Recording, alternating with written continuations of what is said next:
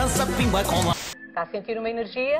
Não sabia afinal o que era o IRS. Estás-te a passar? Ok.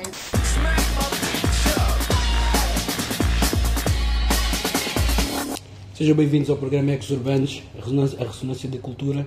Hoje temos connosco o grande Sam. Como é que é, Tom? Sam vai-nos contar aqui um bocadinho sobre o percurso do Rap Tuga, porque ele é um dos pioneiros do Rap Tuga. E, entretanto, nós tivemos a possibilidade e o prazer de tê-lo aqui connosco, estar à conversa com ele um bocado. Vai ser bastante interessante. Sam, mano, eu sei que já deves ter respondido esta pergunta na tua carreira bué de vezes, né? Mas um gajo tem que fazer sempre essa pergunta. O início da atividade, como é que foi, tipo... O que é que te motivou? Qual é que foi os teus primeiros toques assim de ver o rap e dizer isto eu quero fazer? Eu sempre estive familiarizado com o rap desde puto, derivado às músicas dance music que havia, ou seja, o formato de rap numa canção, desde puto que me lembro, desde Run DMC, Walk This Way, essas coisas, essas músicas que foram popularizadas, ou mesmo até de Eurodance Music, tipo Technotronics e Snap, I Got The Power, essas coisas, mais aliada à dança, né? Que só via nas ruas, nos bailes e nas discotecas, inclusive, nas matinés, com magia, pronto. Falar mesmo de um gajo, pronto, mesmo puto, né? 11, 12 anos, ou menos até, neste caso, como sou de 79, estas músicas de 89, 90, tinha 10, 11 anos. E então, mas fez ali uma luz. Quando eu começo a ouvir mesmo rap, que eu sinto que isto é uma coisa diferente, isto é mesmo, já não pode ser para dançar, mas eu estou a ouvir rappers, estás a ver? Já com mais mensagem, não é? Como é que começo a perceber, isto aqui é uma cena diferente e toca-me. E eu costumo sempre salientar o som do 93 Till Infinity, Souls of Mischief, é um som, às vezes há pessoas que não têm uma música em especial, eu tive essa música que me mudou, estás a ver, assim, fiquei, isto aqui teve impacto em mim e também foi um impacto visual, estás a ver, na altura com videoclipe, estás a ver, tive logo acesso a ver videoclipe, por acaso até vi mesmo na SIC, mal a SIC abriu, e depois um amigo meu, é que na altura tinha cassetes de VHS, com tinha clipes e cenas de género, com um bacana, tinha parabólica de uma cena, de um canal que era da Box, que era uma cena já bem à frente, back in the days, era um canal de música urbana, em que tu já podias tipo telefonar e escolher o videoclipe para passar. E era uma cena americana em que eu vi lá bastantes videoclipes e ele começou-me, esse meu amigo, que é o Águas, começou-me a inserir, a mostrar nomes como um Cicerone, a dizer, olha, ouvi isto, houve aquilo. Depois uma coisa leva à outra. E depois aquilo começa a ficar apaixonado. E depois para também contextualizar aqui uma situação, enquanto pessoa criativo. Eu desde criança que sempre gostei de fazer rimas. Sempre achei que... lembro-me desde criança, tenho lá provas mesmo de composições de escola de 1984, 85, estou na escola primária, façam a vossa composição das férias. E eu já fazia em quadra, era livre, sério? Ou fazias era livre. Podias fazer um texto ou em coisa. E eu, quando era livre, optava sempre por fazer em rima, estás a ver? Sempre foi a minha inclinação para fazer rimas. Então, quando eu vi a cena do rap, aquilo... depois puxou para mim um aspecto de, isto é uma cena que eu gosto de fazer rimas.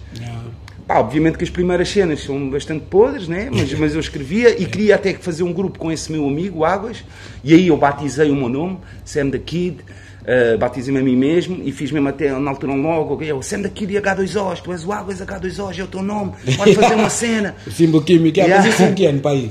Isto aqui, 93, já. 93, né? 93, em que eu decido começar a escrever e fazer músicas. Mas ainda, tinha um boombox, um rádio cinzento. Ainda tentava rapar mesmo só, às vezes só bater assim. Fazia produção naquele tempo ainda não é, nada. Então depois eu comecei a pensar, depois entretanto, começo a ver, eu enquanto consumidor de música sempre consumi dance music, e technos e house, porque eu sempre gostei de dançar, e depois começo a ver gradualmente eu a comprar mais cenas de hip hop e menos de dance music. E cada vez a ficar mais apaixonado em concreto pela cultura hip hop e tudo o que for, vou consumir. E então começo também a consumir também bastante, e ser um ouvinte assíduo do rap do José Marinho, na Antena 3. Por acaso isso era uma... Eu também ouvi o rap do José Marinho, isso começou mais ou menos em que altura? Isso é que eu não consigo ainda apanhar bem qual é que foi o tempo em que ele começou a fazer. Ele já tinha um programa... Na Antena 3, não é? Não. A Antena 3 acho que começa mesmo por volta dessa altura 93. E ele começa logo com esse programa. Mas ele já vinha com um programa de rádio, que era da antiga Rádio Energia, que era NRJ, em que ele tinha um programa que era Novo Rap Jovem. Pá, eu nessa altura também ouvia bué da rádio, eu provavelmente também ouvia esse programa, mas cá não era um ouvinte assíduo. Sei que comecei a ficar mesmo ouvinte assíduo no programa do rap, em que eu aí já começo a ser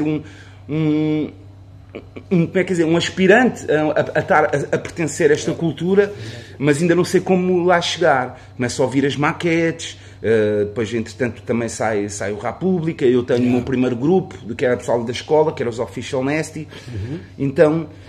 E eu compro, quer dizer, pronto, a minha mãe, com o dinheiro da minha mãe, não tinha a possibilidade, uma caixa de ritmos, uma Boss Dr. Rhythm, só com sons de percussão, só tinha bombos, tarolas e coisas, e dava para programar, e depois pedi a um amigo um teclado emprestado. Eu falo disso tudo nas músicas, por acaso, esta história até nas músicas está a explicar. E então eu nem sabia como fazer as ligações. A banana vermelha vai para a teclada, a branca vai para o beat, e gravava para uma cassete, e depois quando ouvias o que gravavas, a melodia dava de um lado e o beat do outro. Eu não conseguia, era tipo tentar as coisas. Então, depois lá consegui comprar um adaptador e consegui fazer as ligações em que eu conseguisse fazer um beat tocado, com cenas bastante básicas, e depois aí formei o primeiro grupo, que era os Official Nasty, que fizemos umas primeiras músicas.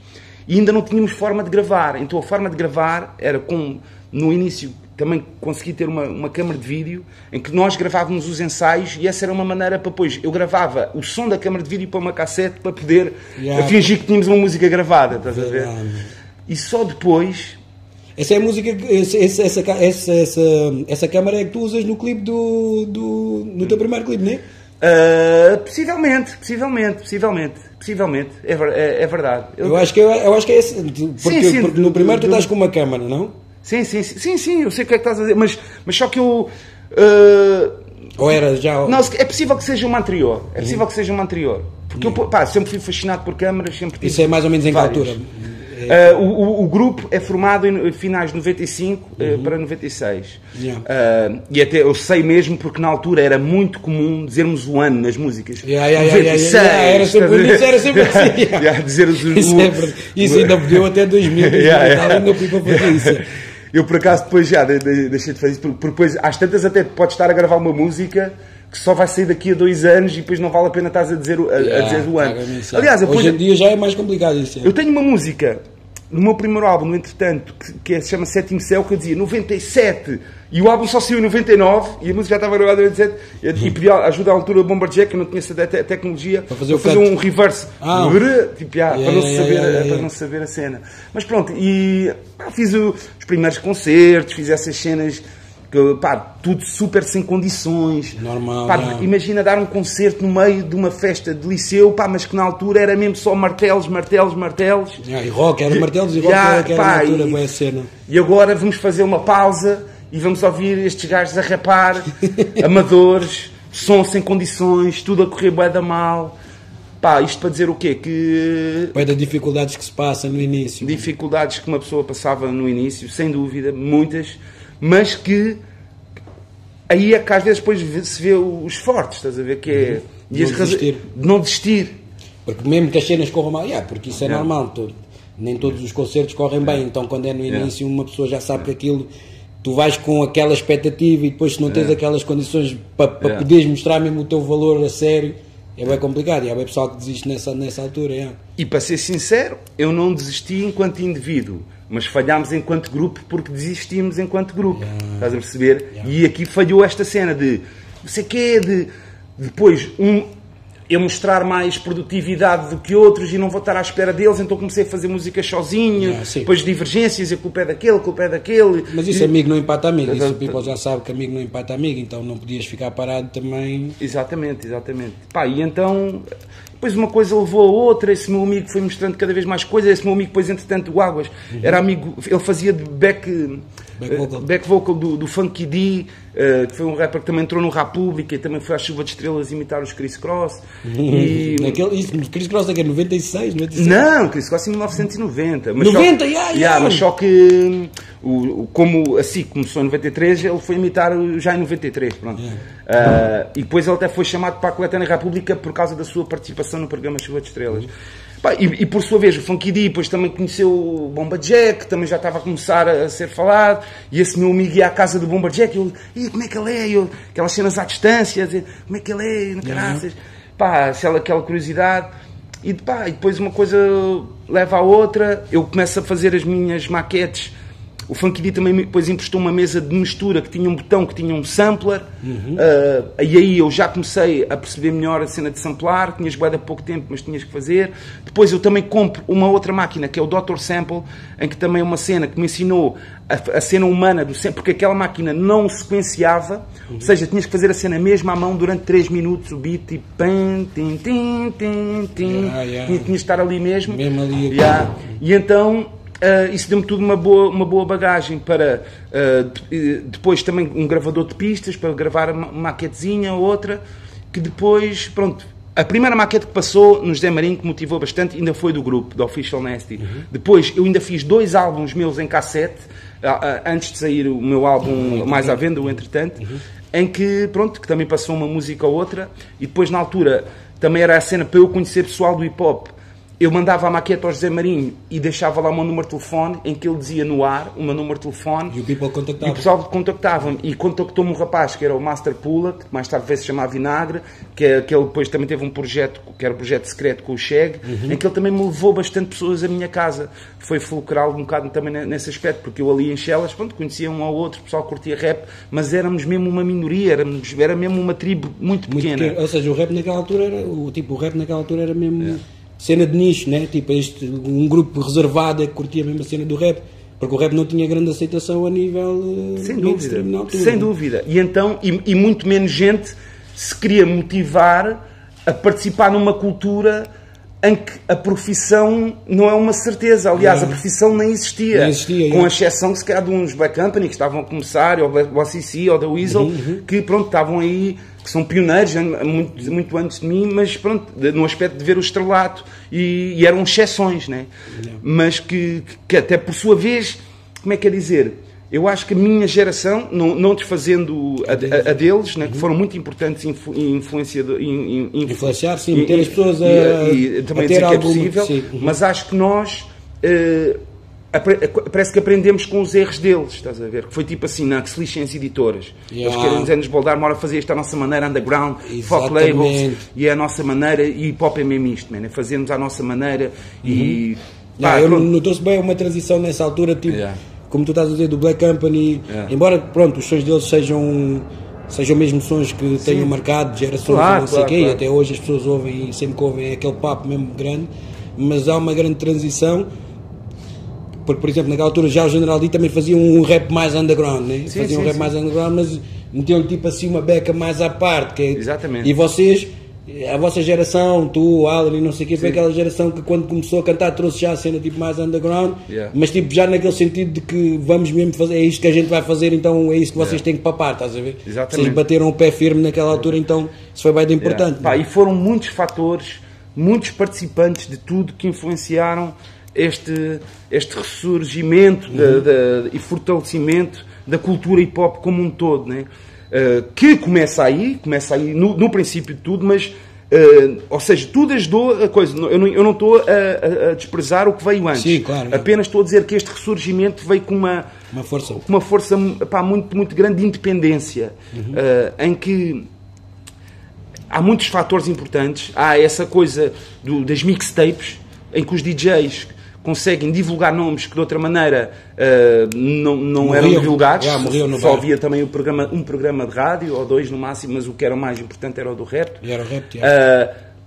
Depois também com o aparecimento da loja Godzilla foi muito importante para ser ali um centro onde as pessoas podiam consumir hip-hop e comprar coisas e conversar e conhecer pessoas e inclusive aí pôr à venda o teu trabalho independente.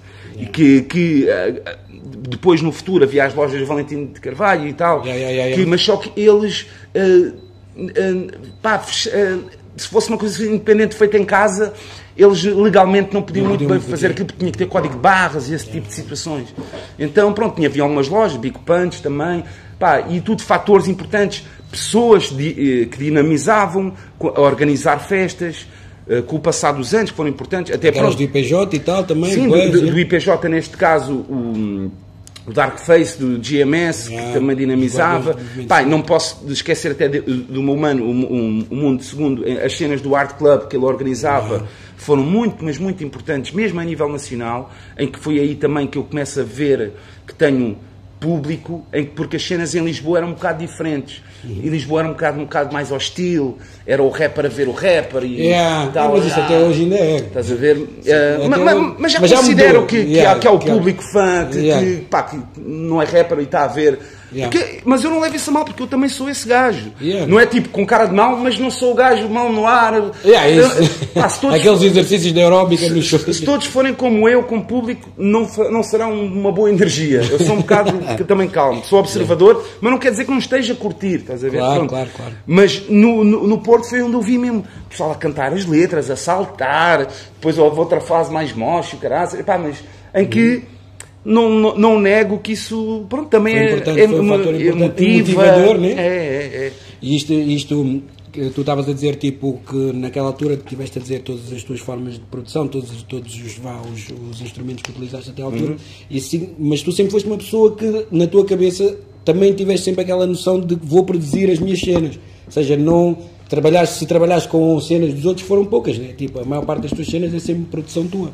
Sim, mas para ser sincero, foi porque eu não tive outra opção. Eu não tive outra opção. Na altura não havia. Eu não conhecia outra pessoa que fizesse beats. E tipo... quando eu conheci, já eu fazia. Estás a perceber? Não quer dizer que eu fosse melhor que ele, mas estava no meu caminho para evoluir e fazer a minha cena, estás a ver? Nunca achei, tipo, como também não lidava com pessoas normalmente, do rap. Depois, também não posso esquecer de uma coisa importante da minha geração, que dinamizou também o Johnny Guitar. Houve lá umas noites que dinamizaram cenas de rap, né? Sim, que foi o KGB's Black Company e o Pac-Man, em que fazia microfone aberto e esse tipo de coisas. Bem importante, isso é uma cena importante. Para divulgar o pessoal, foi muito, muito importante. E depois foi eles que me chamaram para dar a minha primeira entrevista no programa que eles tinham, que era o Ataque Verbal, também na Rádio Energia. E depois foi tudo uma coisa.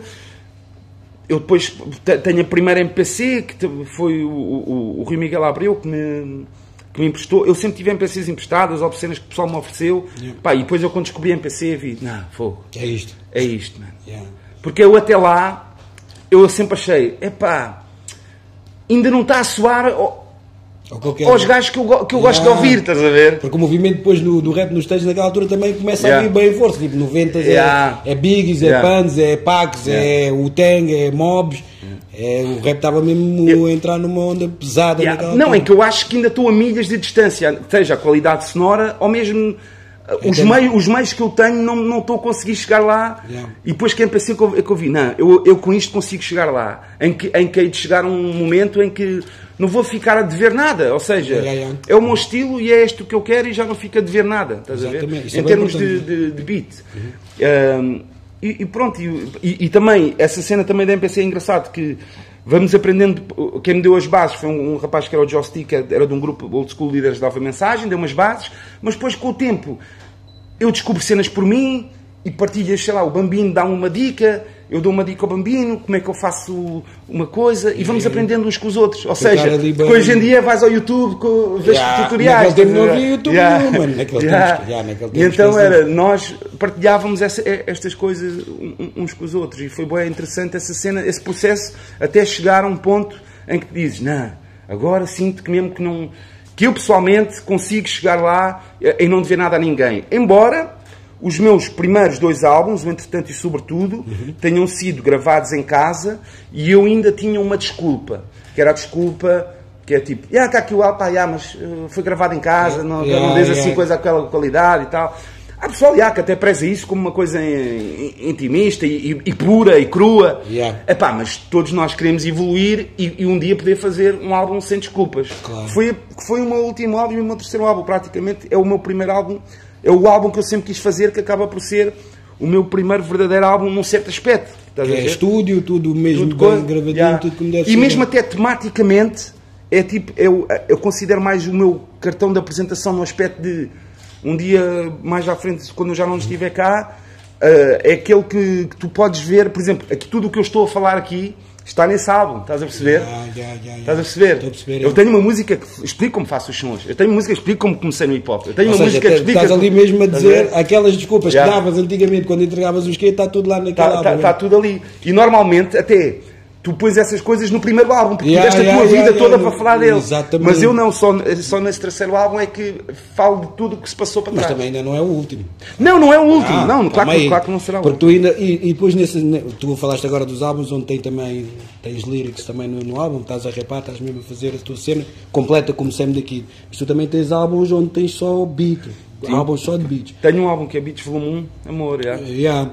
Que é um álbum que até hoje o pessoal tipo usa bem os beats e não sei o quê, porque é verdade que tu és uma das pessoas contadas aqui no circuito do rap português como um dos melhores produtores.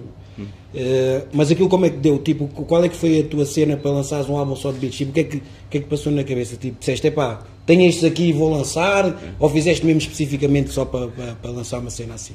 Não, para ser sincero, foi um convite do Rui Miguel Abreu. Foi um convite do Rui Miguel Abreu, que na altura tinha a Loop Recordings, foi um convite dele. Yeah. Eu na altura depois passei para aí 60, 80 beats.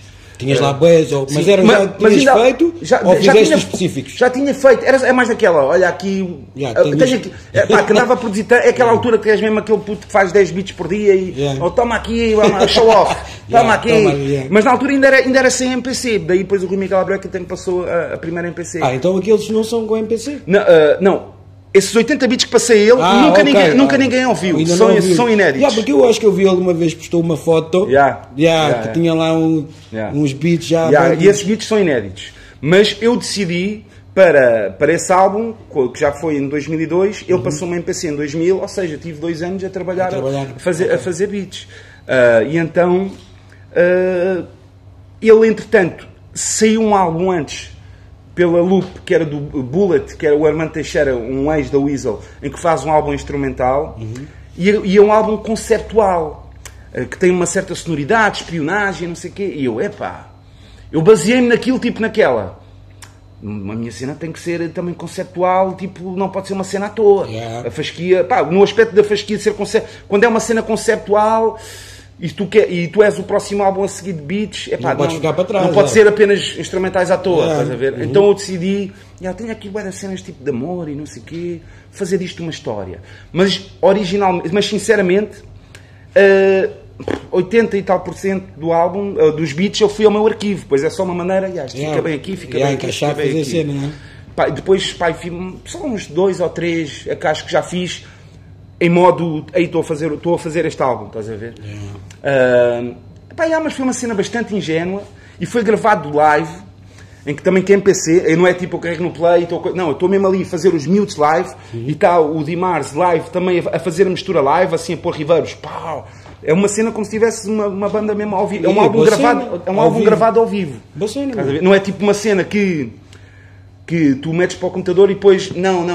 E vais encaixando, assim, aquilo ficou mal. Não, foi gravado ao vivo. Isso é uma grande cena, não sabia disso. Podem não ter sido ao primeiro take. Sim, claro. Tipo, consigo fazer melhor. Claro, está gravado. Foi gravado para um date ao vivo. Grande cena, não sabia disso. Isso é uma cena bacana, Estás a ver pequenas cenas que o people não sabe, não tem noção. Mano, isso é uma grande cena. E depois, entretanto, depois... A partir daí, tipo, já nessa altura desse álbum dos beats, o Sam já era o Sam, estás a ver? Já tinha aquela cena, tipo... E como é que tu vias naquela altura o panorama? Porque eu apanhei mais ou menos essa altura também, que foi a altura que nós começou a fazer também algumas cenas. Eu apanhava que havia eventos, mas que tipo, ainda a promoção era bué da fraca e que as cenas eram tipo bué... que os artistas iam lá e tipo, era sempre uma incógnita o que é que a gente encontrava lá e não sei o quê. Como é que tu, a nível desse tempo de estrada, como é que tu consegues definir mais ou menos esse tempo de estrada nessa altura? Sim, isso estás a dizer está-me a fazer recuar, porque eu estou a pensar numa cena que é a culpa também passa por nós, ou seja, como é que é dizer? O profissionalismo começa quando tu decidires que começa. Claro que precisas ter um certo estatuto. Claro, e eu acho que só me decidi profissionalizar tardiamente. E quando digo profissionalizar, é ter uma equipa. É ter uma... Quando falam para os concertos, não falarem comigo, falarem com o intermediário, que eu não tenho nada a ver com isso. Ter uma equipa na estrada. E, ou seja, porque em 2002, quando lanço o meu segundo álbum, que estava até um bocado na gaveta já pronto para sair, e ainda estávamos nessa cena que foco editoras. E depois até foi o Cholás, com o seu álbum Represálias, em que eu também participei enquanto produtor, em que ele diz, não, é dela, pá, é uma editora, eu estou a trabalhar, eu sou independente à mesma, eu estou a usá-la ela como distribuição e promoção. Sim. Eles não são donos do meu álbum, e são gajos fixos, pá, eu então fui lá, e eu senti que esse foi um momento em que houve ali um bocado as pazes com as editoras, e afinal, não são assim tanto demónio, estás a ver, como era pintado, estás a ver. E então, realmente, pronto, e aí eu começo a perceber-me de coisas, pá, isto foi tudo um processo em que a ingenuidade gradualmente vai desaparecendo. Em que, eu tive cenas de ingenuidade. E é isso que há bocado até estávamos a falar em off, que eu acho que é bonito, eu não me arrependo de nada. Sim, faz parte da história mesmo. Faz parte da cena, de pares um grupinho ali, outro aqui, e olhares para trás e vês fogo. Porque eu até me lembro. Aquelas histórias de estrada e sim, aqueles eventos e não sei. Eu lembro-me de uma cena, de um concerto que dei no Paredes de Coura. Para mim foi bué fixe e toda a gente curtiu, mas uma das palavras que diziam para adjetivar o concerto era naive, e eu não sabia o que é que isso queria dizer. Até perguntei ao meu pai, o que é isso, naive? É ingênuo, uma cena. E eu na altura eu até achei assim, mas não acho isso um insulto, estás a ver? Não acho isso uma cena insultuosa, porque a cena é assim, ninguém quer ser ingênuo para sempre. Claro. Mas quando tu deixas de ser ingênuo, nunca mais vais voltar a ser. Isso claro que não. Estás a perceber? Então, se for numa cena que tu estás habituado já a trabalhar, tu sabes que... Porque é bem sistemático, não é? Mas sabes o que eu quero dizer? É que a ingenuidade às vezes está associada também a um certo encanto. Quando tu perdes uma certa ingenuidade, há um encanto que desaparece. Sim, que é uma magia, uma coisa... Aquele do a fama vai-te ajudar e vem aqui não sei. Não, estou a dizer a cena toda das coisas serem especiais, ou seja, tudo o que é a primeira vez é especial, a primeira vez que pisas um palco num festival é especial. E hoje em dia já pisei tantos, que não é a mesma sensação do que a primeira vez que eu pisei. Estás a perceber? Já deixa ter aquele, já não é aquela first time. E já sei mais sobre tudo o que se passa atrás. E então, eu a primeira vez que fui, por exemplo, ao Paredes de Coura, eu nem sabia, era a pessoa que falava, olha, só tenho, está-se bem, os dinheiros e o caraças, era mesmo o whatever style, um gajo ia de comboio, a grande série, o caraças, era mesmo, inacreditável. E depois a cena era, tu tinhas um tempo para tocar, eu nem tinha mais músicas mesmo, e o pessoal mesmo não, tu tens mais, eu não tenho mais músicas, não trouxe mesmo. E depois já o pessoal pediu freestyle, depois na altura até me mandaram umas cenas, houve pessoal que interpretou isso como tipo bu. Mas o bu o quê? Toda a gente curtiu o concerto, a cena, eu percebi que foi uma cena contagiante. O primeiro mandou e eu dei um freestyle sobre a cena, o outro depois disse, rima agora tudo. Foi uma cena depois contagiosa, mas não foi tipo fuck you, o concerto foi todo muito fixe e eu brilhámos nós, eu, o GQ e o Chronic nessa noite. E para dizer o quê? Para mim houve um momento de viragem da profissionalização, que foi uma vez, durante esse... Isto para ir da tua pergunta, que era o circuito, como é que era, realmente não sabias o que é que ias encontrar. E houve... Eu quero sempre salientar que cada vez que era uma cena no Art Club, era tipo, para mim era a primeira divisão na altura onde eu estava, estás a ver? Era a primeira divisão. Em grandes condições. Era sempre espetacular, era uma honra e um privilégio tocares para um grande público, que é mesmo, percebia mesmo da cena e eram os teus fãs. E então, o resto, era tipo um bocado, não sabias o que é que se ia passar, e depois era, como lidas com o próprio artista, depois é aquela cena, que leva papas esses grupos, que é, vais cantar e depois vais falar com o bacana, então a guita. E ele, boy, isto aqui pensava que ia correr melhor do que nós estava à espera. Bué E tu desses, ficas, já foda. acontece. Tu já Olha, contar com cena, guita, já para pegar uma cena, para pegar outra, para pagar isso, para pagar aquilo. Então, eu Tá só foda. em 2006, com o meu último álbum, é que eu decidi ter essa equipa, estás a ver? Mas só que eu em 2002 já estava a dar concertos em festivais, já estava a beber cafés com várias pessoas que me queriam representar, e eu sempre a barrar, tipo, eu não, porque também via eles um bocado com desconfiança, estás a ver? Vocês são intrujas, eu não vos conheço de lado nenhum. Querem vir para estás a ver? bar, querem vir comer. Eu não vou ser escolhido, eu vou escolher. Não és tu que vais decidir, eu quero trabalhar contigo para te representar. Não, sou eu que vou fazer o convite a uma pessoa a dizer, queres trabalhar comigo? Estás a ver? Mas é assim é que tem que ser, mano. E foi isso que eu fiz, estás a ver? Foi em 2006, foi a Inês Valdez, que é a mulher do João Gomes, que também trabalha connosco, é Orelha Negra, teclista. Pá, e eu disse, Inês, pá, tenho confiança em ti, Toma conta disso. queres trabalhar comigo? E aí é que foi a minha profissionalização no aspecto de já não ter que me preocupar com nada, de ir, pá, ter uma equipa. Receber só o mail a dizer a hora X é ali, o sexo é esta hora. Ter o técnico de som, ter o técnico, pá, de tudo, luzes, whatever, ter uma banda, pá, em que as pessoas estão a trabalhar, em teres uma base, né? Sim, e também do percurso todo que fizeste, imagina, desde aquela altura, 93, 94, 95 até 2006, ainda tiveste um bom tempo mesmo onde tu é que tratavas tudo e sabes que normalmente uma pessoa não consegue fazer tudo sozinho. Exatamente. É sempre preciso teres ali uma base, alguém que possa também dar um... E depois houve uma vez que foi um convite de um rapaz que era... Epá, bacana, intruja, pá. Sérgio Produções, pá. Só o nome, só o nome já meteu o primeiro nome na série. Você era em Galiza, em que vou eu, vai o Bossa e Si, e era mais um grupo lá de Galiza, que é o Puto Coca. O Coca, a gente já tocou com o gajo também. É um gajo muito fixe. Pá, e a cena foi, ele falou direto, eu nessa altura, foi mesmo, esse para mim foi um momento de viragem, tipo, bem, é quase tipo depois a introdução do Moaba, já não papo grupos a partir de agora, já chega, bem, já chega. Porque foi tipo, ganda quê? Pá, mas a cena engraçada foi, um gajo, porque o gajo fala contigo, anda teu sócio e tal, e depois até mesmo diz que como é que é a cena da grana, e eu, não, está-se bem, sabes porquê? Porque o gajo levou-nos a um restaurante mega luxo, normal. Levou-nos aquele conto do vigário, limusine, bem, metemos numa limusine. Aquele conto do vigário mesmo, que é tipo chegar, assim, dar banda, flashlights e se eu não pedir limusine e estou numa limusine, à partida o bacana não vai falhar com a guita. É massa, normal, é verdade. Um gajo fica mesmo na cara, foda-se, quer dizer, estava a vir pegar de limusine, estou a ir para a lagosta, não sei o quê, esse gajo está em massa. Bem, eu apanhei comboio até ao final de Portugal, mesmo no norte, de trás dos montes, e depois eu fui lá buscar à fronteira para levar para Galiza, para a Ganda Seca. Depois eu quando chego lá, estou a ver o Bossa e Si a chegar de carrinha, normal, né? Ele também já é mais antigo que eu, mas pá, e com a sua equipa. E ele tocou, né? Eu toquei, e eu depois eu fui ter com ele a seguir. Ele tira a massa. Ele pá, isto pensava que ia correr melhor. E eu pensar, o Bossa e Si não recebeu, mano. Claro, mano. Pá, e eu pensei nisso, mano. Eu quero ser o Bossa e Si, quero ser o Bossa e Si, não sei tipo, quer dizer, eu quero vir de carrinha.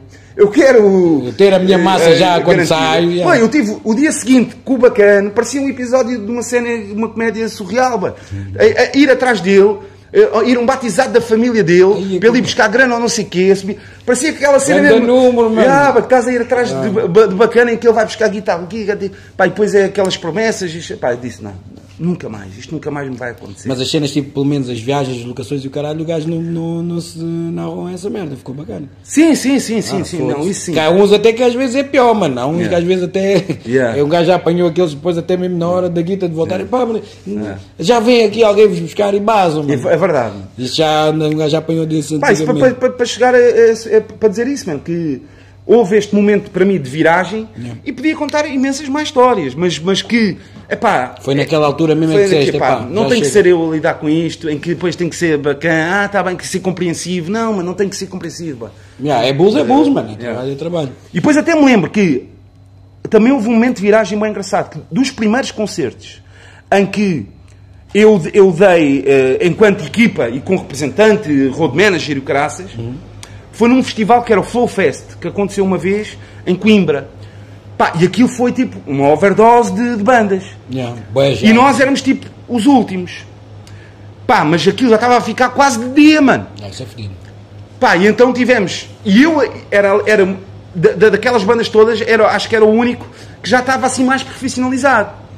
Pá, então tivemos que impor, o meu representante... Dizer que tem que tocar, tem que ser agora, pá. E então houve, bacana, neste caso até era hoje lá a dupla, que era o espanhol, o Xato e a Vanessa, estavam a tentar falar comigo, e Samuel, não nos faças isso, é que depois de tocares e nós formos a seguir, depois já ninguém vai estar cá e não sei o quê. Mas também não podem cansar o público até coisa, já. E a minha dica, pá, parece que foi aquele momento, pá, tipo, pá, em que estão a que estar, mas é tipo, boy, não posso fazer nada, pá. E a dica aqui é essa, que é tipo assim, não é tu que estás a ser porco, a cena é, boy, tu tens as tuas condições. E tens que ver também pelo teu show, mano. Não, e a cena, se calhar, aquilo que foi um abrote para mim, também que tenha sido, Deus queira que tenha sido para eles, que é tipo, eu se calhar também tenho que ter um gajo que exige estas merdas.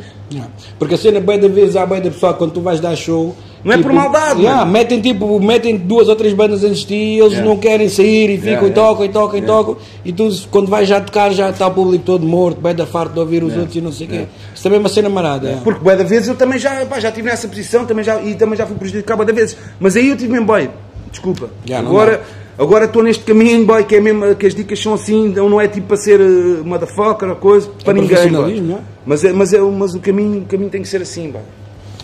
Falaste também da cena que estás a ser representado pela esposa de um dos teus companheiros do Orelha Negra. A cena dos Orelha Negra, como é que foi mais ou menos? Foi bem, quer dizer, vocês já se conheciam todos em termos de produção e não sei o quê. É o Cruz, e é o pessoal também da banda dos The Weasel, és tu. São gajos antigos no movimento aqui, tanto em rap como em alternativo e não sei o quê. Vocês, como é que foi a cena? Como é que correu a sinergia para se juntarem e fazerem isso? Deixa-me só corrigir que ninguém era dos The Weasel. Não era dos The Weasel, não? Era dos Clip Noise. Clip Noise, aliás, desculpa. Não, foi uma cena bastante orgânica, exatamente porque quando eu depois faço esse último, praticamente o meu último CD, em que decido ter uma banda, em que eu antigamente torcia um bocado o nariz, eu assim, epá, isto, como eu sempre fui purista do hip hop, eu assim, epá, isto não soa a mesma coisa. E principalmente porque cá em Portugal ainda não tínhamos boas referências em relação a isso, mano. Porque às vezes o pessoal, os músicos, às vezes torciam o nariz ao hip hop e não sei o quê, mas na realidade eles não sabiam tocar hip hop. Bué da bacanas nem sequer tinham groove, mano. Eram bué da quadrados. For real.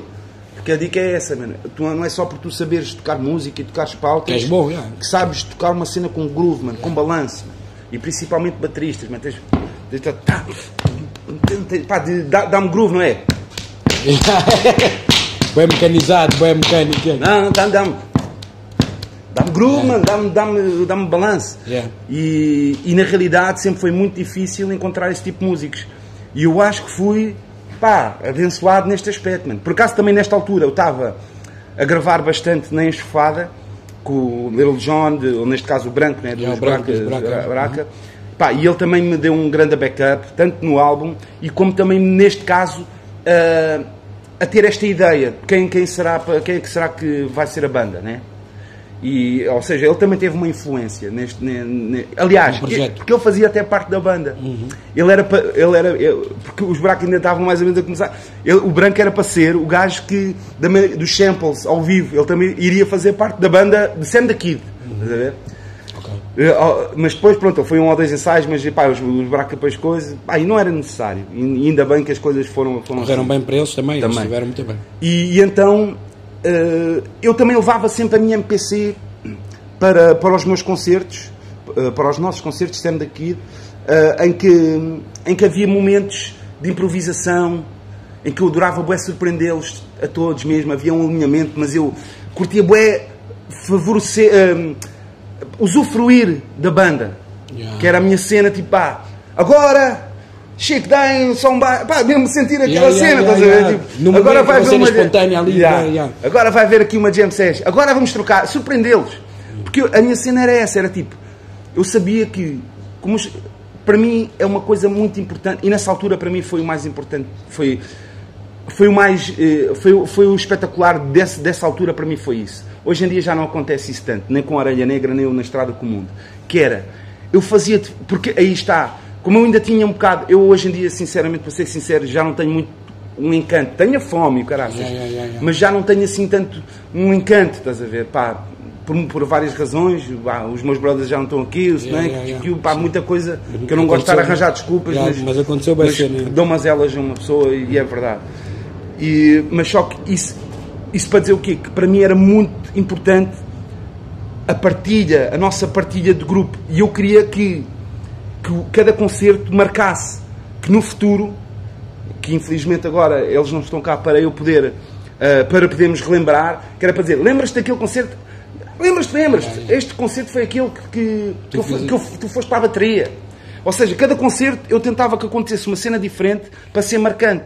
Porque se nós estivermos sempre a cantar o mesmo repertório e apenas muda o sítio, dificilmente já, às vezes, lembro-me que estive lá, mas nem me lembro bem do concerto, deve ter sido mais um. Estás a perceber? E então eu fazia especificamente para surpreender, para ser uma cena única. Cada concerto tinha que ser único. Isso é muito bacana. Que era para, depois no camarim, todos nós, foi do caralho, não sei o quê. Não tá... E eu fazia bem de propósito. Tipo, eles às vezes nem sabiam, e eu já sabia o que é que eu ia fazer. Mas pronto, para dizer o quê? Que eu estava lá com a MPC e havia momentos de improvisação também da MPC. E nós do Check Sound também improvisávamos bastante. E depois uma coisa levou à outra. E foi o Fred, o baterista, que decidiu, e bem, marcar uma data. Tipo, temos um concerto deste projeto, que ainda não tem nome, no Music Box. Agora temos de arranjar repertório, num mês ou 2. Acho que o concerto era em abril, bem, mais ou menos nesta altura. E demos o primeiro concerto. Depois o nome veio de mim, que são nomes que eu tinha apontado num caderno para alguma coisa um dia. Claro que é um trocadilho com a Ovelha Negra, mas já era um nome. O que é que acham da Ovelha Negra? Pronto, batizei também a cena. E depois foi descobrir o que é que nós podíamos fazer. Também foi uma descoberta entusiasmante, porque também o primeiro trabalho é tu estás a criar uma identidade que ainda nem sequer conheces, estás a perceber? Depois ao decorrer dos shows e dos ensaios é que depois começa a saber. Então nós agora já estamos no terceiro disco e se calhar já podemos dizer assim, isto já soa muito a Orelha Negra, ou já soa muito aquele som que fizemos, já não sei o quê. Porque nós até queremos às vezes explorar caminhos que ainda não explorámos, estás a ver? Sim, aquilo é basicamente criaram já uma marca. A Orelha Negra neste momento já é uma marca mesmo específica. E eu por acaso, foi uma cena muito natural, muito sem grandes ambições. Por acaso pensávamos que, para sermos realistas, né? Porque um gajo que gosta de ser realista, que é uma música instrumental, hip-hop, a partir é uma coisa alternativa. Pensámos que íamos tocar tipo, em Music Box desta vida, por este país. Não, fomos para vários palcos, já festivais e tudo? Tocamos em tudo, estamos tanto na cena grande como na cena intimista. E isso para nós foi muito mais do que aquilo que a gente pensava. E também tivemos uma atitude a nível de não é marketing, mas de nossa coisa inicial, tal como eu, indivíduo, ou seja, como o hip-hop era da minha geração, ou seja, o entretanto, eu por acaso estou lá na capa, mas nem vejo, sobretudo também não vejo. Ou seja, havia boa cena do pessoal não dar a cara, o Valete Coisa, boa chulagem na Hip Hop Nation, ou mesmo as capas, coisas. Tudo muito, era bem secreto. Eu até me lembro uma cena, o Bomba Jack passava mal, que eu acho, pelo menos era o que eu ouvia dizer. Mas por acaso depois já falei com o Bomba Jack, ele diz-me, não se lembra disso. Mas eu acho que alguém me tinha dito, porque quando ele fez a revista, tinha a ver que era Hip Hop Nation, Hip Hop Nation. Ele, primeiro fui eu e o GQ na capa, e depois acho que o segundo foi o Chulaste, não estou em erro. Bom, e eu estou na capa, assim. Segunda capa, está o Chulaste, está assim. Pô, os espanhóis estiveram assim, what the fuck, pessoas na capa que não querem dar a cara, estás a ver? Ou seja, era uma cena... mas o pessoal naquela altura era bem tipo, ouve o som, não vejo. Exatamente, que era exatamente. Deixa a música falar mais alto. Havia pessoal, eu lembro bem, no início, o pessoal que não sabia como era, se eu era cigano, se eu era. Mas era, naquele tempo era bem a cena tipo. Especulavas como é que seria o Valete ou coisa, estás a ver? Tanto é que eu lembro-me que mesmo o Halloween, um gajo não sabia como é que ele era. Mesmo um dos primeiros sons que eu ouvi teus foi o recado, que quem mostrou foi um tropa meu que é o China, o Shining Eyes. E eu ouvi o som, eu curti, e ele a dar-me uma descrição, a tentar dar uma descrição, mas também dava para ver que ele não sabia bem quem é que era. Estás a ver? Sim, tal e coisa. Estás a ver? Naquele tempo era bué. A cena do rap, depois era mais nas festas de IPJ que um gajo via o People. Estás a ver? Exatamente. Então, ouvias o som, fazias uma imagem mental da pessoa e depois é que ali é que se fosses, e também para ir às festas de IPJ era mesmo só quem curtia mesmo rap, e as do Ritz e não sei o quê. Eu ainda não cheguei a pá, as do Ritz eu não cheguei a ir, mas as do IPJ cheguei a ir e o caralho, até chegamos a tocar lá também com Mentes Criminosos ainda na altura e pá, e era ali que um gajo via a cena do movimento, mano. É verdade, tipo, é verdade. O people ali, uns quantos e quê, pá, e o people ali a curtir, a tomar umas e quê, não sei o quê, e a cena do rap naquela altura era bué. Mano, era bué nós, mano. Pois é. Era tipo uma cena bué. O pessoal do rap é o pessoal do rap. É verdade. Agora é que já se vê tipo uma cena mais alargada. É popular, é a linguagem, é a música pop de hoje em dia. Tipo, a linguagem olha, do rap. por acaso, essa era outra pergunta que tipo, mais ou menos outro tópico que eu ia querer dizer, tipo, como é que tu vês o panorama. Mas deixa só concluir, que é a cena de para ir com a Orelha Negra, que é exatamente isso. Nós, as nossas capas, e ao princípio, nós ao princípio, até na altura ainda existia o MySpace. Era para ser um mistério. Nós tínhamos uma cena voz alterada, não queríamos que soubesse quem nós éramos até ao concerto. No concerto íamos estar tipo Blasted Mechanism com máscaras. Punk, mas não. Nunca foi esse o nosso objetivo. Porque às vezes isso também, pois às vezes pode ser uma gimmick, uma certa receita que também é. Ou seja, tu queres que a música fale mais alto e não a tua imagem. Mas se tu também tiveres a tapar a tua cara com uma certa cena, essa é a tua imagem. Estás a perceber? Ou seja, olha, tu és aquele DJ que tem máscara de um rato na cabeça, estás a ver? Ou seja, essa é a tua imagem. Depois ficas reconhecido por aquilo. Uma coisa é não ter imagem, uma coisa é não dar a cara, mas teres aquela imagem. O MF Doom tem uma imagem de uma máscara. Da máscara do Dr. Doom. Estás a perceber? E outra coisa é não ter imagem. Exatamente. E nós não queríamos essa cena. E pronto, que é para a mensagem ser essa da música falar sempre mais alto. Mas diz o que estava a dizer, desculpa. Estava-te a perguntar, tipo, nesse aspecto, como estávamos a dizer, tipo, antigamente a gente e o pessoal, a cena era a música falar mais alto do que as imagens e as ostentações e não sei o quê. Como é que tu vês tipo, o panorama hoje em dia em relação àquele panorama dos 90s, dos 2000s? Como é que tu vês assim o panorama musical, não só no rap, tipo, no geral, estás a ver? Tipo, como é que tu achas que aqui, a nível do panorama nacional, pá, como é que, em comparação àquele tempo, como é que tu estás a ver os músicos hoje em dia?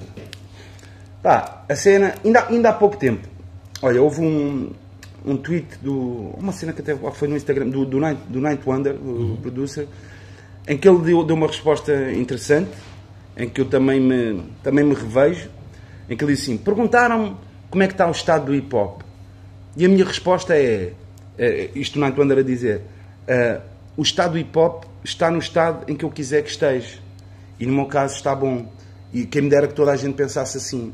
Ou seja, o que ele quer dizer com isto é, eu também sou assim. Se eu quiser estar nesta bolha, em que eu sou essa qualidade que eu quero e aquilo que eu quero ouvir, eu vou dar uma resposta, bem, está espetacular. O que eu tenho ouvido é isto. Eu sou um gajo que procura coisas boas e as coisas com os boas, é as coisas boas que eu ouço. Exatamente. Eu posso dizer que está espetacular, porque é a qualidade, que eu rodeio-me de qualidade, da música de qualidade. Agora, não faz mal também tu queres ser uma beca dessa bolha e teres uma beca ideia do que é que se anda a passar no mundo. Sim, claro. Também, né? Convém, também. Também. Sim, claro. E não faz ti um hater se tiveres um discurso também que não seja tão positivo, estás a perceber? Sim, essa é que é a dica, que hoje em dia, tipo, se calhar uma opinião as pessoas levam como hate, estás a ver? Eu hoje acho em dia existe muito essa dica, que é tipo, tu se dás uma opinião sincera sobre algo, as pessoas levam logo como uma cena de hate. E então é um bocado complicado. Mas como é óbvio, toda a gente, eu pelo menos eu penso assim, tipo, qualquer pessoa tem direito a fazer música. Música não é de ninguém, mano. Todas as pessoas têm direito a ser donos da música. Mas há imensas diferenças, mano. Claro que há, mano. Há imensas diferenças. Aquela que eu costumo dizer maior é, que é nítida, que é como é que quer dizer, a hipótese da profissão dentro do hip hop estar muito mais presente, não é? Sim. Tu, se fores uma pessoa que ambiciona principalmente ser rapper, não é? É algo que tens uma profissão, a hipótese da profissão é mais presente, porque na nossa altura era um sonho, uma possibilidade, Deus queira que sim, mas aquilo que quer dizer é que não fazíamos com esse intuito, estás a ver? O que viesse era por acréscimo e era muito bem-vindo, estás a ver? E aquilo que eu acho é que, como grande parte já faz com isto na cabeça presente, E não faz mal estar já focus no teu hustle e no Sim, teu, sim, na tua claro, cena, claro, claro. na tua missão, para teres essa cena. Para conseguires viver desse teu sonho. Não faz mal. Cada um faz a vida como quer. Claro. Mas depois, se desiludires também... Não podes culpar ninguém, não, né? porque expectativas criam desilusões. Exatamente. Não é? E então a cena é essa. Eu prefiro viver mais feliz, tipo chill, sou livre à mesma, faço a música que eu sempre fiz, boy, sem facilitar. Sem facilitar. Isto é uma coisa importante. Boy. Sem facilitar. Boy. Não facilites. E hoje em dia, principalmente, eu tenho... Não ia dizer pena, não vou dizer pena, mas pá, é lixado para um miúdo que queira começar hoje em dia, porque já nasce numa sociedade formatada que se baseia bem em números para aqui, número para aqui, número para ali, número para aqui. Tira mesmo o soul, a cena da essência da cena. Só se baseia em cena. números e esses números podem dar frustração. E como eles dizem assim, eu quero aqueles números também, vão facilitar para chegar àqueles números. E enquanto que antigamente um gajo não se baseava nada. Nada, achas? Números. Mano, pá, nem tudo era números. Tu não dizias assim. Aliás, até era ao contrário. Nós até éramos tão mega fundamentalistas que até era ao contrário. Era tipo, esse boy comercial já vendeu bué. Já está a gente está a ouvir. Tipo, Por um lado, pronto, até acho bem que certas cenas tenham desaparecido, porque isso também é uma cena um bocado... Era atraso também. Era uma cena um bocado adolescente. Mas, pá, por outro lado, esta cena dos números está a ser exagerada, mano. Tu não usavas essa cena como o teu press release. Os da Weasel tiveram, Herman J, tiveram 32,5% de share de audiências naquele dia. 35 mil pessoas tiveram a ver um Herman J. E está no teu... mas hoje em dia é mesmo essa dica. Hoje em dia é essa dica. É tipo, o vídeo sai, este teve 1 milhão de visualizações e o people ia a cena e não... é bem números, bem mecanizado. Isso mecaniza bem a cena, estás a ver? Exatamente, e não estavas... E é isso que não nos podemos esquecer, que há pessoas... que nunca, eu já tenho dito isto, mas nunca podemos confundir e pensar que estes hip hop heads, que eram o nosso grupo, que nós estávamos a dizer, esse pessoal do IPJ, sim, até somos mais, mas não somos estes todos que estão agora a curtir hip hop. Não, claro que não. Estes todos é outro pessoal, que está familiarizado com a linguagem rap e que tem os seus sons favoritos, e tudo bem, na boa, se tiveres a tua idade, ouves o rap à tua idade, é bué da fixe isso, é haver essa variedade. Sim. Se tiveres 10 anos, tens um rapper que faz músicas mais ou menos o Panda também já rapa. É tipo isso, mano. Mas isto é verdade, tipo, a cena de às vezes o erro também de hip hop heads e old school e puristas e não sei o que, a cena é tipo mais isto não pode, não devia haver, ou não, isso também não é assim, mano. Tipo, tem espaço para tudo. Deixa. Porque até às vezes o mesmo aquele público curta este aqui é de outra geração, mas também pode um dia vir a ouvir a cena daquele antigo e dizer não, isto também é uma boa cena. Então tem que haver espaço no mercado para tudo, mas também tem que haver espaço para as pessoas conseguirem aceitar a opinião dos outros sem pensarem que é ódio, estás a ver? Exatamente. Exatamente, mano.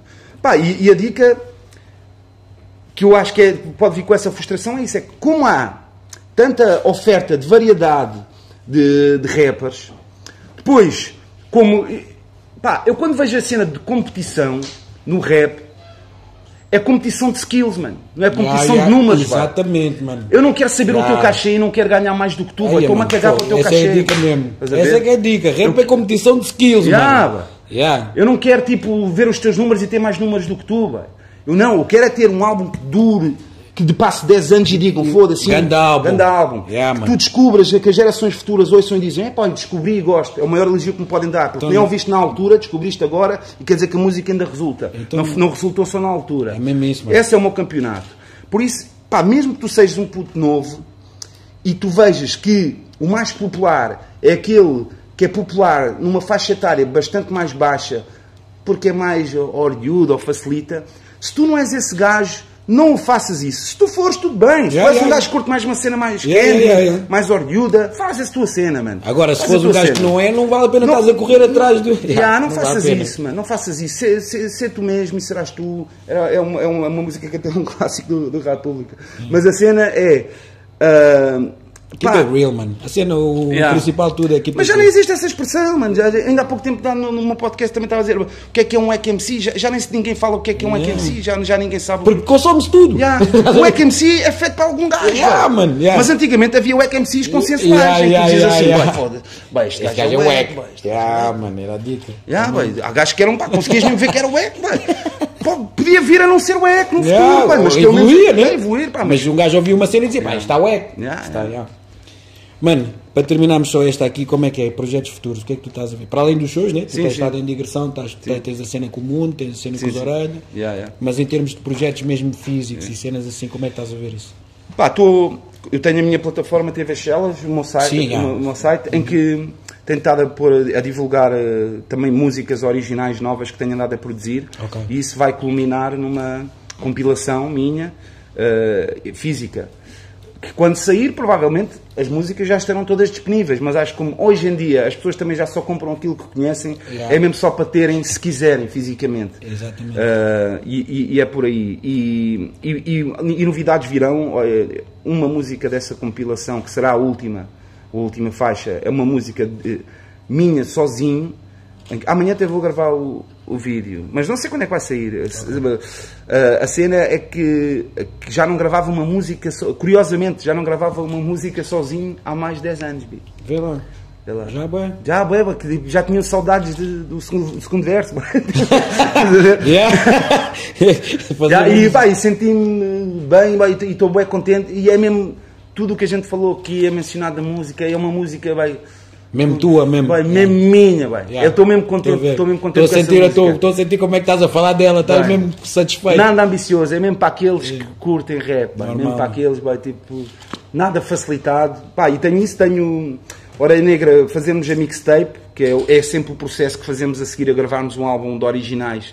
Depois sai uma mixtape com participações vocais de artistas. Sim. Já ouvi a primeira. Estamos nesse processo de fazer isso. Tenho um projeto com o Beware Jack que se chama Classe Crua, que faço parte desse grupo também. Também já estamos nas partes finais. Nos cortes finais, né? Está bastante interessante mesmo. Está bem interessante. Eu estive com o Beware também há pouco tempo e por acaso está aqui um bichinho no ouvido mesmo para ouvir esse álbum.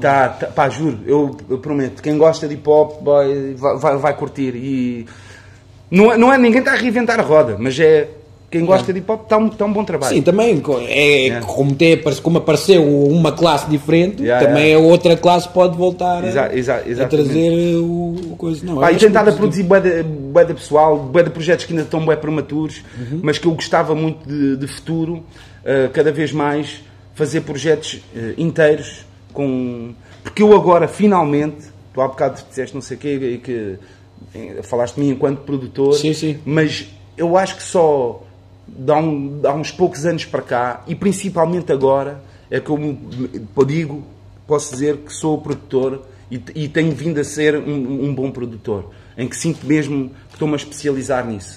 Porque eu antigamente, eu passava os beats às pessoas e ouvia o resultado final. Tu agora já trabalhas mais com eles no estúdio? Eu estou ali no estúdio. Isso é bem importante. Depois vou ao estúdio mostrar, vai tirar aqui. Estou mesmo a construir a cena mesmo. Porque antigamente eu via, tu queres um beat meu para o teu álbum. Não, boy. A dica é tu queres fazer um som nosso para o teu álbum. Mesmo que seja eu enquanto produtor. Isso é que é a cena de produtor. E a dica é essa, não peças um beat meu, pede-me uma participação. Que eu produza uma música para ti, estás a ver? Porque eu dar-te um beat, isso é fácil. E sinceramente, há muitos rappers, há alguns, mas pronto, há rappers que nota-se uma grande diferença se tiverem essa direção, estás a ver? Tiverem essa direção, porque às vezes precisam. Às vezes está ali uma... Às vezes precisam de uma direção, de uma opinião. Não quer dizer... ouvido ali no estúdio também a dizer, olha, se calhar tira esta dica, se calhar muda, tira esta, se calhar esta parte... Isso é bem importante. Isso é bem importante.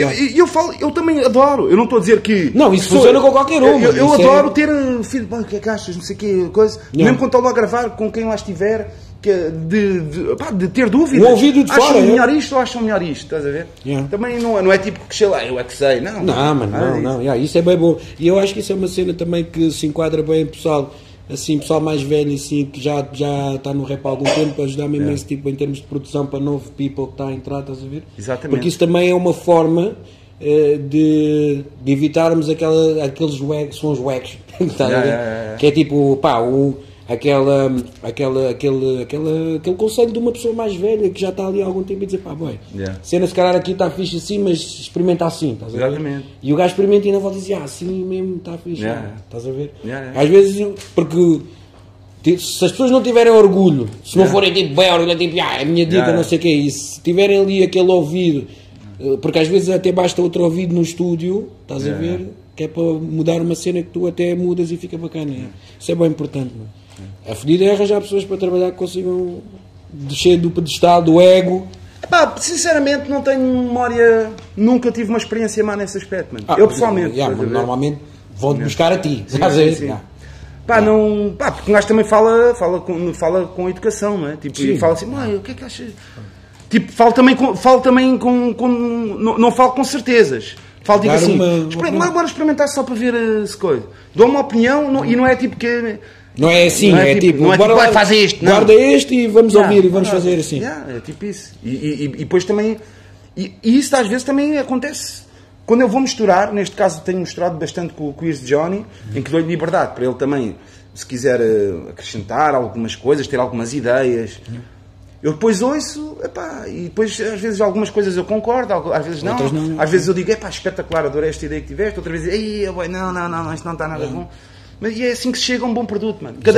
Porque aliás, até para contrastar, e eu consigo comparar, e aí é que está a cena interessante, que é, para voltar tudo à cena do sabor do degrau, de quando eras independente, para teres uma equipa, e aqui comparares quando fazias tudo sozinho, tu carregavas no rec, o microfone estava aqui, quando tu fazias a capa do álbum, tu punhas o autocolante no CD, tu fazias tudo, e até agora, e aquilo que eu quero dizer é que eu sinceramente, tudo bem, deu-me escola de saber como fazer uma música sozinho, mas eu adoro a comunhão, a partilha, para tudo dizer, mais uma vez, como estava a cena dos concertos, a partilha, para mais tarde relembrar e para tudo que é um espírito de equipa. E eu acho que os produtos saem melhor se tiver outra pessoa lá, mano, estás a ver? Eu gosto desse feedback. Ter outras opiniões, ter outros ouvidos, é sempre. Não é tipo teres o estúdio com 30 gajos no bairro à toa, estás a ver? Isso também não, mano. Isso é grande vacila até às vezes. Pá, pouca gente ali, para estar um ou dois já. Normal. Mano, foda-se. Prazer ter-te aqui mesmo. Não, mano, prazer é meu. Agora vamos ver se mamamos aí umas birras aqui. Pessoal, Ecos Urbanos, estivemos aqui com o Sam, tivemos aqui uma tarde inteira só a falar de hip hop, desde o old school ao middle school ao new school. Pá, vamos nos despedir. Ecos Urbanos, a ressonância da cultura. É nós, manos.